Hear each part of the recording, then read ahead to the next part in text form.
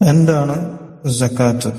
മതപരമായിക്കൊണ്ട് സക്കാത്ത് എന്ന് പറഞ്ഞു കഴിഞ്ഞാൽ ഇബാറത്തുൻ അൻ ഹഖ്ഖിൻ യജിബു ഫിൽ മാലി അല്ലദി ബലഗ നിസാബൻ മുഅയ്യനൻ ബിശുറൂത്തിൻ മഖ്സൂസ ലിതായിഫത്തിൻ മഖ്സൂസ.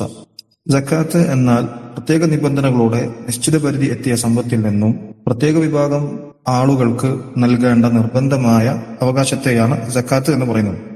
വഹിയ തുഹറത്തുൻ ലിൽ അബ്ദ്, സക്കാത്ത് അടിമയ്ക്ക് ശുദ്ധീകരണമാണ്. വതസ്കിയത്തുൻ ലിനഫ്സിഹി, അവന്റെ മനസ്സിന് അതൊരു സംസ്കരണവുമാണ്. അള്ളാഹു പറയുകയാണ്, ഖുദ് മിൻ അംവാലിഹിം സദഖത്തൻ തുതഹിറുഹും വതുസക്കിഹിം ബിഹാ, അവരെ ശുദ്ധീകരിക്കുകയും സംസ്കരിക്കുകയും ചെയ്യുന്ന തരത്തിലുള്ള സമ്പത്ത് അവരുടെ സ്വത്തുക്കളിൽ നിന്ന് നീ എടുക്കുക, നീ സ്വീകരിക്കുക, നീ വാങ്ങുക എന്ന് നബി സല്ലല്ലാഹു അലൈഹി വസല്ലമയോട് അള്ളാഹു സുബ്ഹാന പറയുകയുണ്ടായി. വഹിയ സബബു മിൻ അസ്ബാബി ഇശാഅത്തിൽ ഉൽഫ വൽ മഹബ്ബ വത്തകാഫുൽ ബൈന അഫ്റാദിൽ മുജ്തമഇൽ മുസ്ലിം.